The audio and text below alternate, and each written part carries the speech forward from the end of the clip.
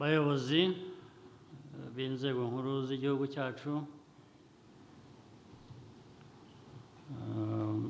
nyakubahwa perezida wa sena n'aba visi perezida bamaze gutorwa no kurahira, banyarwanda mwese reka mbanze mbasuhuze.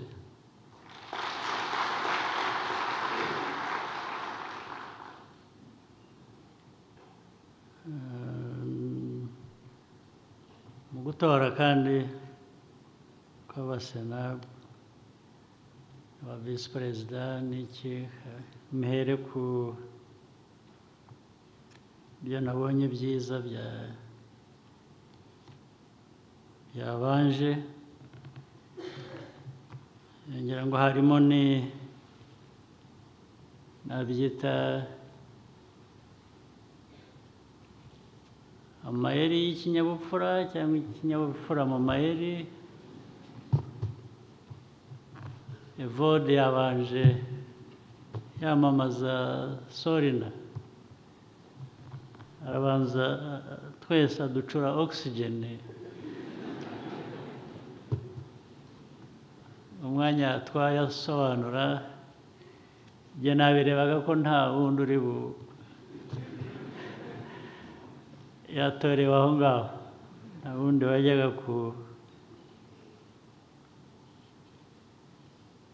kwiyamamaza cyangwa kwamamaza undi uwo mwanya.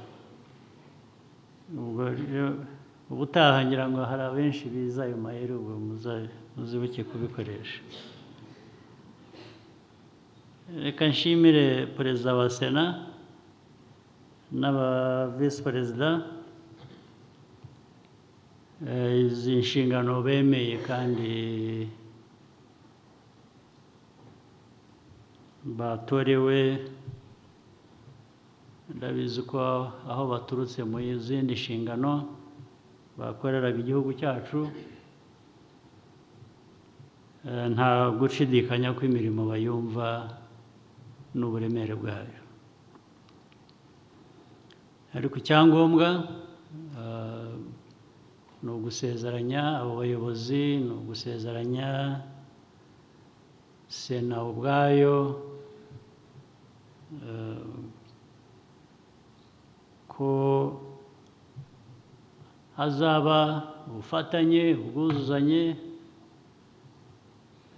Ngira ngo imirimo dufite imbere yacu ni myinshi, ifite uburemere. U Rwanda dufite ibintu byinshi by'umwihariko biva mu mateka, biva muri politiki, biva ko dutuye mu karere,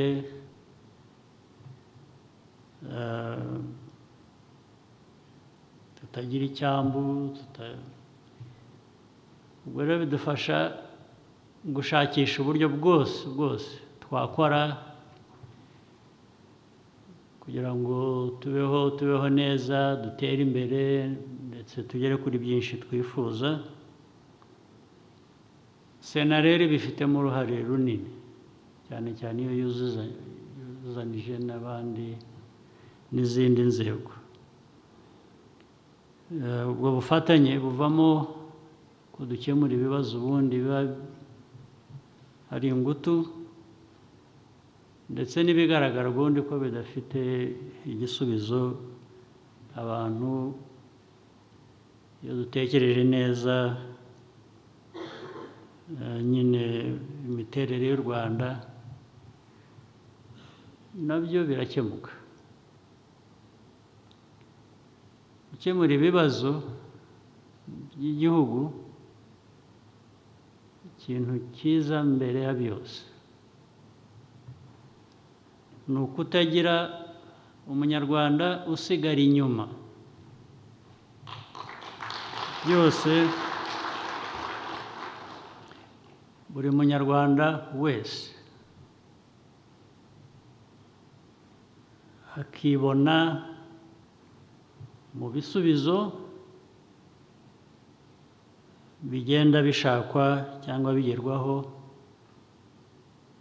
by'ibyo bibazo igihugu kiba gifite, ndetse bakabigiramo uruhare.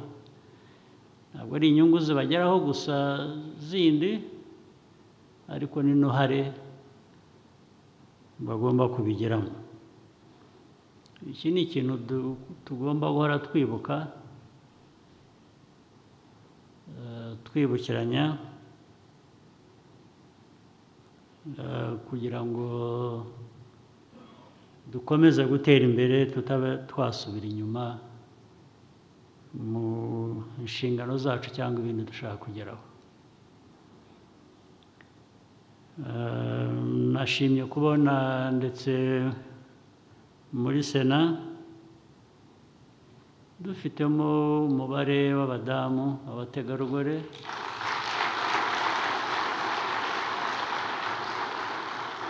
utubutse. Birashimishije. No mu zindi nzego ntabwo wenda ari bo bahora baza imbere gusa mu mubare, ariko hakwiye kubamo umubare uhagije.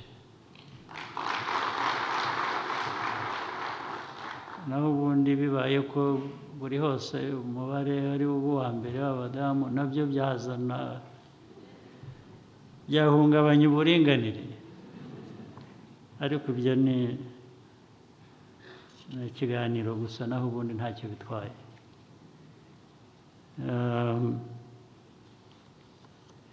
Rero hari Sena, hari n'izindi nzego zifatanya na Sena.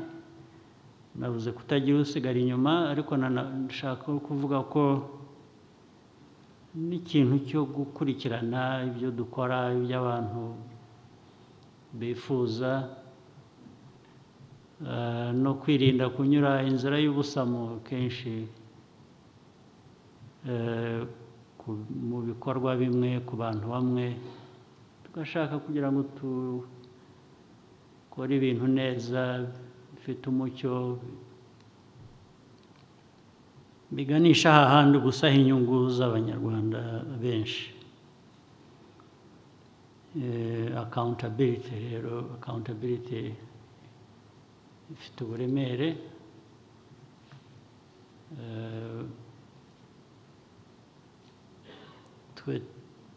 Ariko wenda n'aya mahirwe yaza kuba tuyafite sinayifuza, ariko bimeze. Nayo ngiye kuvuga ngo twebwe nta nubwo dufite byinshi byo gusesaguraga. Hari ababifite, ariko nabigize nabyo sinabisesagura, nabikoresha neza mu nyungu z'abaturage, kandi niko bikwiye, nibyo bifuza. Ndabasaba rero cyane nanone gukurikirana ibintu byo kujya tubona ibibazo by'abaturage no mu byaro hirya. Ibyiza twabonye interineti, dufite ikoranabuhanga, kujya tumenya ibibazo by'Abanyarwanda binyuze mu mbuga nkoranyamamakuru. Ukabona umuntu yohereje ikintu avuga ati ariko mwadutabaye aha ngaha muri aka karere, muri uyu murenge, ko ibintu bitameze neza.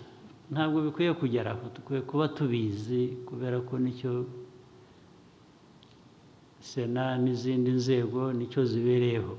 Ntabwo ari ibintu kubasanga hano gusa muri iyi ngoro bicayemo. Dukwiye kugera kuri bariya baturage kugira ngo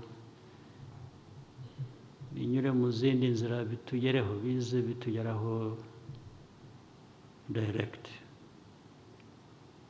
ndabasaba nkomeje rero ndibwira ko twabishyiramo umwete,